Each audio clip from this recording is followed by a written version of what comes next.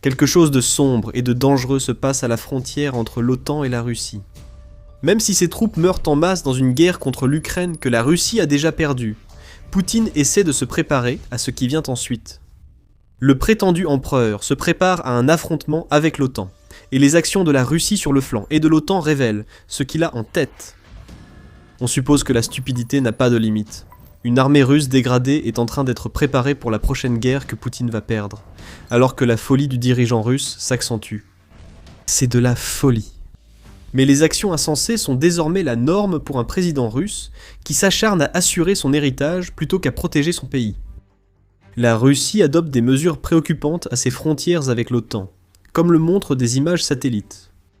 Un rapport du 10 juin de la SVT suédoise indique que la Russie construit des casernes pour des milliers de soldats, des dépôts de munitions, des installations de stockage et de nombreux véhicules militaires le long de la frontière avec la Finlande.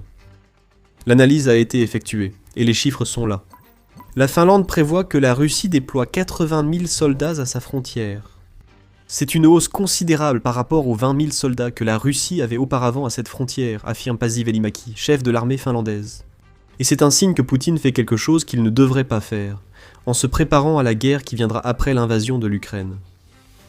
C'est de la folie, car la Russie est encore engagée dans un combat qui affaiblit ses forces armées chaque jour. Et pourtant, la Russie essaie toujours de se positionner comme une puissance intimidante capable de paralyser l'OTAN. En résumé, SVT affirme que la Russie semble prévoir de déployer un total de 8 divisions de soldats, à proximité de la Suède et de la Finlande, qui sont toutes deux devenues membres de l'OTAN depuis que Poutine a lancé son invasion contre l'Ukraine. Ce pourrait être un avertissement à la Suède et à la Finlande pour qu'elles diminuent leur soutien à l'Ukraine et leurs activités dans l'OTAN. Mais il y a plus. Le renforcement des infrastructures sur cette frontière de l'OTAN n'est pas tout ce que Poutine ordonne. Dans un autre rapport, la NRK norvégienne indique que la Russie prépare également des infrastructures qu'elle pourrait utiliser pour héberger 17 000 soldats supplémentaires près du territoire norvégien. Encore une fois, les images satellites racontent l'histoire d'un énorme renforcement russe sur l'ensemble du flanc et de l'OTAN. Les rapports sont similaires, de vastes forêts et d'anciens bâtiments sont détruits, pendant que la Russie aménage de l'espace pour de nouvelles casernes, équipements, véhicules et entrepôts. La base spécifique en question est celle qui se trouve la plus proche de la Norvège, et elle est en train d'être aménagée pour accueillir 17 000 soldats qui ne sont pas encore présents. Ces forces combattent encore en Ukraine, mais Poutine se prépare à nouveau. Il veut que toute l'Europe comprenne la menace que représente la Russie. La réponse de la Norvège a été de mettre en place la brigade du Finnmark, qui sera composée de 5 000 soldats. Cependant, cette brigade ne sera pleinement opérationnelle qu'en 2033. Une réponse faible. Cela peut sembler ainsi, mais l'OTAN se prépare bien davantage à ce que Poutine prévoit sur son flanc est.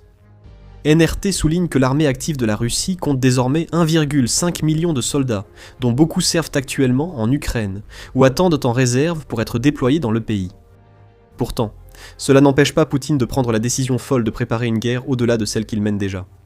Le dirigeant russe part toujours du principe que la victoire de la Russie en Ukraine est inévitable, et il suppose également qu'il sera encore en vie pour affronter l'OTAN, malgré ses 73 ans. Rien de tout cela n'est garanti, loin de là. L'analyse des infrastructures révèle les intentions de Vladimir Poutine. La Pravda précise dans son rapport où la Russie construit de nouvelles infrastructures à la frontière de l'OTAN. Les casernes et regroupements liés à la Norvège sont en construction à Pachanga, à environ 10 km de la Laponie. À la frontière finlandaise, la Russie construit à Petrozavodsk et Sapanoï. Nous voyons également quelque chose de similaire se produire à Kirillovskoï, qui se trouve à environ 70 km de la frontière finlandaise, ainsi qu'une expansion de la base préexistante de la Russie à Kandalaksa, qui se situe sur la mer Blanche. Louga, dans l'oblast de Pskov en Russie, près de la frontière estonienne, a aussi connu des travaux. Et dans l'enclave de Kaliningrad, qui borde la Pologne et les États baltes, la Russie renforce également une base à Baltisk. En prenant tout cela en compte, nous avons un chiffre pour le nombre de soldats que Poutine prévoit de placer aux portes de l'OTAN, 115 000. C'est plus du double du nombre de soldats que la Suède et la Finlande ont réunis dans leurs armées actives, soit 49 600 soldats. Même si l'on ajoute les 33 440 soldats actifs de la Norvège, cela ne suffit toujours pas à constituer une force équivalente pour faire face à ce que Poutine essaie de rassembler aux frontières de ces trois nations. Ces trois nations, ainsi que les États baltes et la Pologne, se méfient de ce que la Russie semble préparer. Ils ne pensent pas non plus que ce qu'ils voient soit l'aboutissement de menaces en l'air de la part de la Russie. Thomas Nielsen, chef du renseignement militaire suédois, résume l'état d'esprit. C'est une menace à prendre au sérieux. Nous pensons que ce n'est pas juste une démonstration, mais une préparation à une confrontation future avec l'OTAN dans un conflit majeur. Le chef de la défense norvégienne, Erik Kristoffersen, déclare « Si la Russie renforce réellement ses forces comme annoncé, et que les images le prouvent, la menace militaire pour la Norvège va croître. Il y a cependant une mise en garde à tout cela. La Russie construit toutes ses infrastructures, mais les soldats qui les occuperont ne s'amassent pas aux frontières de l'OTAN. Pas encore. Ils sont encore occupés à se battre et à mourir en Ukraine. Mais ce que cette infrastructure nous montre, c'est que Poutine veut que la Russie soit prête pour la guerre qu'il souhaite déclencher, après en avoir fini en Ukraine, en supposant qu'il en finisse un jour. Dans l'idéal de Poutine, il ne réunirait pas seulement 115 000 soldats aux frontières de la Finlande, Norvège, Suède et États baltes. Il y aura 115 000 soldats expérimentés, et c'est cela qui fera toute la différence. Les forces que ces nations regroupent à leurs frontières sont moins nombreuses et moins aguerries que les soldats russes ayant combattu en Ukraine. C'est ce qui préoccupe surtout les nations scandinaves. Militani affirme que les responsables de ces nations estiment que le niveau de menace auquel ils seront confrontés si la Russie poursuit son renforcement militaire sera encore plus élevé que celui qu'ils ont connu pendant la guerre froide. La Russie affirme qu'il n'y a pas lieu de s'inquiéter.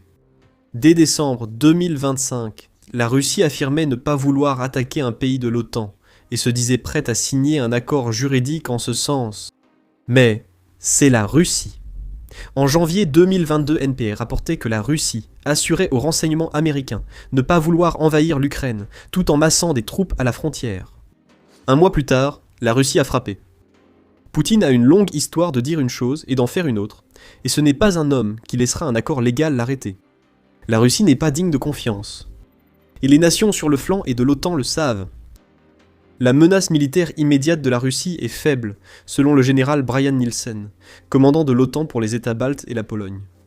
Le renforcement est en cours, et ce niveau de menace pourrait vite évoluer si une pause survient en Ukraine, précise Nielsen. Donc, nous avons le déclencheur. Si la paix est déclarée en Ukraine, ou si la Russie parvient d'une manière ou d'une autre à gagner la guerre que Poutine a commencée, alors des dizaines de milliers de soldats afflueront vers la frontière de l'OTAN.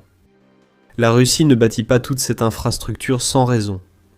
Poutine compte l'utiliser, que ce soit pour intimider ou préparer une guerre contre l'OTAN. Mais c'est là que les problèmes débutent pour Poutine. Le cancer russe gagne l'Europe, comme le montrent de nouvelles installations militaires. Mais ce que Poutine ne comprend pas, c'est que pour que ce cancer ait l'effet voulu, la Russie doit gagner en Ukraine. Ce n'est pas le cas. La Russie est en train de perdre en Ukraine, et malgré la menace aux portes de l'OTAN, Poutine semble seulement préparer une autre guerre que la Russie perdra aussi. Cette montée en puissance est censée effrayer, mais elle est en réalité stupide. Avant d'expliquer, rappel, vous regardez The Military Show.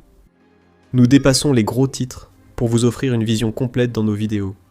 Abonnez-vous dès aujourd'hui pour ne rien manquer de nos nouveautés. Le cancer russe n'est pas une invention de notre part. C'est le terme utilisé par SVT pour qualifier l'absurdité du discours russe prétendant ne jamais attaquer l'OTAN et privilégier une force défensive plutôt qu'une force offensive. Cela fait référence à un commentaire du politologue russe Sergueï Karaganov, qui révèle la véritable vision qu'a la haute direction russe de l'OTAN. Karaganov affirme que l'organisation de défense collective est un cancer et que l'OTAN doit être jetée à la poubelle de l'histoire, sans alternative. Ce cancer menace le monde entier. Notre patience s'épuise et nous allons agir plus fermement. C'est une menace claire. L'ironie, c'est qu'en la formulant, Karaganov montre que la Russie est le cancer qui frappe l'Europe. Ce ne sont pas que les infrastructures et les plans pour placer plus de 100 000 soldats à la frontière qui le prouvent. Les menaces, les renforcements à la frontière et la guerre hybride montrent bien les intentions de Moscou envers l'OTAN. Dans un article du 3 juin, El País affirme que l'Union européenne est souvent assimilée aux nazis en Russie. La Russie a aussi averti que l'Europe ne dormira plus tranquille, ce qui ne semble pas venir d'un pays sans intention d'attaquer. Sur le front de la guerre hybride, des drones russes entrent régulièrement en territoire OTAN, le dernier s'étant écrasé sur un immeuble résidentiel en Roumanie. Le sabotage est en hausse en Europe, probablement mené par des agents sur ordre de la Russie. Avant même de lancer une guerre, Vladimir Poutine cherche à nuire à l'OTAN et à diviser l'alliance de défense collective.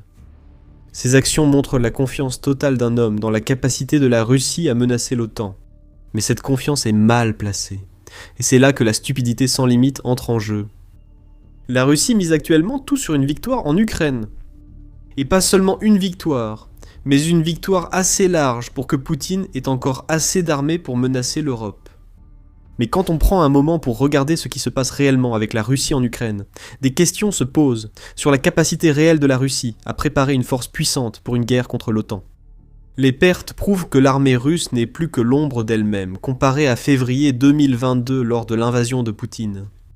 Selon le ministère des Finances ukrainien, la défense de l'Ukraine a anéanti 1,38 million de soldats russes, plus de 12 000 chars, près de 44 000 systèmes d'artillerie et près de 25 000 véhicules blindés. Tout cet équipement est crucial pour le type de guerre d'usure privilégié par Poutine. Même sans ces événements, Poutine utilise encore des tactiques de la Seconde Guerre mondiale, dans une guerre moderne, avec une indifférence aux pertes déjà insoutenables en Ukraine, et qui serait catastrophique contre la pleine puissance de l'OTAN. Poutine mise toujours sur le fait que le mythe de l'endurance russe tienne bon. Ce n'est pas le cas, cela souligne la stupidité du dirigeant russe. Malgré le renforcement aux frontières scandinaves et baltes, la Russie reste loin de la victoire en Ukraine. Il reste encore 80% de ce seul pays à conquérir pour que la Russie puisse déclarer une victoire. Et en 2026, l'Ukraine est passée à l'offensive dans des endroits clés, au point que la Russie a connu plusieurs mois de pertes nettes de territoire. Plus récemment, en mai, l'Institut pour l'étude de la guerre a révélé que l'Ukraine avait pris l'avantage pour le mois, avec un gain net de 281,1 km² si l'on ne compte que les territoires que chaque camp peut réellement revendiquer comme contrôlés.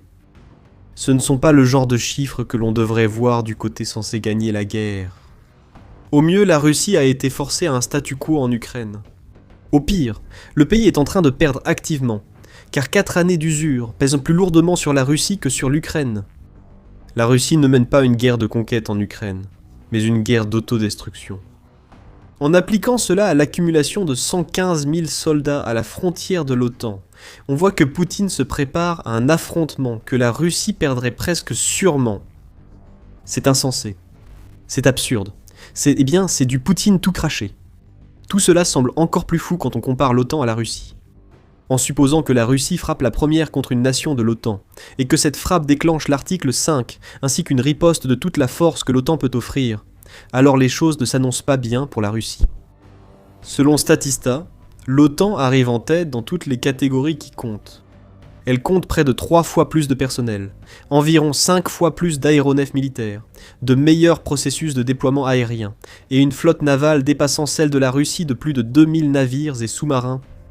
Après 4 ans de guerre menée par la Russie en Ukraine, l'OTAN peut même se targuer d'apporter plus de chars de combat principaux sur le champ de bataille, avec 12 299 contre 5 630 pour la Russie. Encore une fois, l'OTAN l'emporte dans la bataille des chiffres. Les principales hypothèses sont que l'OTAN utilisera tout son arsenal contre la Russie, et que les États-Unis s'impliqueront fortement dans toute guerre future, mais rien n'est garanti. Les États-Unis, notamment sous Donald Trump, ont laissé entendre qu'ils pourraient se retirer de l'OTAN. Des tensions persistent à l'OTAN, malgré les efforts d'apaisement de l'ambassadeur américain Matthew Whitaker le 11 juin. Il a déclaré que les États-Unis n'ont en réalité aucune intention de quitter l'OTAN, même s'ils souhaitent toujours voir une augmentation des dépenses de défense, et que l'Europe fasse davantage pour se défendre elle-même. Si l'on peut supposer que les États-Unis s'impliqueraient, alors le rapport de force semble solide. Même si l'OTAN ne consacre pas toute sa force à la guerre contre la Russie, elle pourrait se contenter d'utiliser entre un tiers et la moitié de ses moyens pour créer un rapport de force égal. C'est une mauvaise nouvelle pour Poutine, mais ces chiffres ignorent l'impact de la guerre en Ukraine sur la puissance militaire russe. Prenez les soldats. La plupart des meilleurs Russes ont déjà été épuisés en Ukraine. Aussi impressionnante qu'une armée de 1,5 million de soldats puisse paraître, elle l'est beaucoup moins quand on réalise que la plupart de ces soldats sont des conscrits terrifiés et des volontaires qui n'ont pratiquement aucune formation ou expérience, à part fuir les drones en Ukraine. La situation est similaire pour les chars. Environ 5000 Russes proviennent des stocks soviétiques, et quelques chars modernes se sont déjà montrés vulnérables face aux drones et armes anti-chars en Ukraine. C'est le problème majeur de Poutine. Renforcer ses forces ne suffit pas si le dirigeant russe construit sur des bases fragiles. Il risque une nouvelle défaite après son humiliation en Ukraine. N'oubliez pas qu'il reste 80% de l'Ukraine à conquérir. Vu la progression négative de la Russie, même les petits-enfants de Poutine ne verraient pas une victoire, encore moins une attaque contre l'OTAN. Au milieu de tout cela, l'OTAN se prépare aussi de son côté.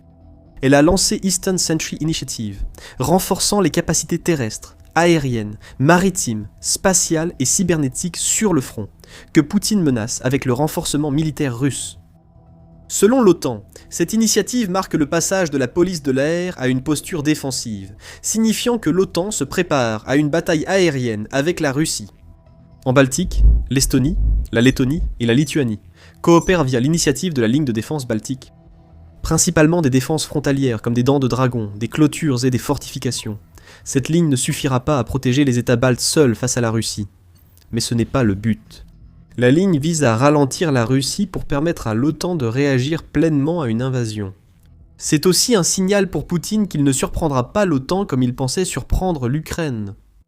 Et même pendant que nous réalisons cette vidéo, le 11 juin a apporté des nouvelles de RBC Ukraine, selon lesquelles l'OTAN tient des discussions urgentes sur le renforcement de ses mécanismes de défense contre les drones, à la suite de la frappe de drones russes en Roumanie que nous avons mentionnée plus tôt. Ces initiatives pourraient lancer la guerre des drones européennes, conçue avec l'aide de l'Ukraine, intégrant ainsi l'actuel ennemi de la Russie dans un conflit anticipé par Poutine. Poutine, tu mènes ici un combat perdu d'avance. Il ne faut pas sous-estimer l'importance de créer des infrastructures pour accueillir 115 000 soldats sur le flanc est de l'OTAN. La Russie se prépare clairement à combattre. Bien que son président assure que la Russie n'attaquera pas un pays de l'OTAN, il se passe néanmoins quelque chose d'inquiétant à la frontière russo-OTAN. Mais ce que Vladimir Poutine veut que cela représente, et ce à quoi cela ressemblera en réalité, sont deux choses très différentes. La Russie perd activement du terrain, en Ukraine, et n'est pas plus proche de s'emparer du pays qu'elle ne l'était, il y a 4 ans. L'OTAN se renforce, était déjà plus grande et plus puissante que la Russie, et prépare activement sa propre défense. Poutine s'apprête à plonger son pays dans une nouvelle guerre. Voilà à quoi ressemble vraiment la stupidité. La guerre que Poutine veut mener est encore une guerre qu'il perdra. Vous souhaitez en savoir plus sur ce que font les pays de l'OTAN pour préparer la défense du flanc Est ? Nous avons la vidéo idéale pour vous. Des défenses frontalières sont construites, et l'OTAN développe de puissantes nouvelles structures de commandement pour contrer la menace russe. Découvrez ces deux initiatives et plus encore dans notre vidéo. Si elle vous a plu, abonnez-vous et regardez d'autres vidéos de The Military Show. Merci de votre attention.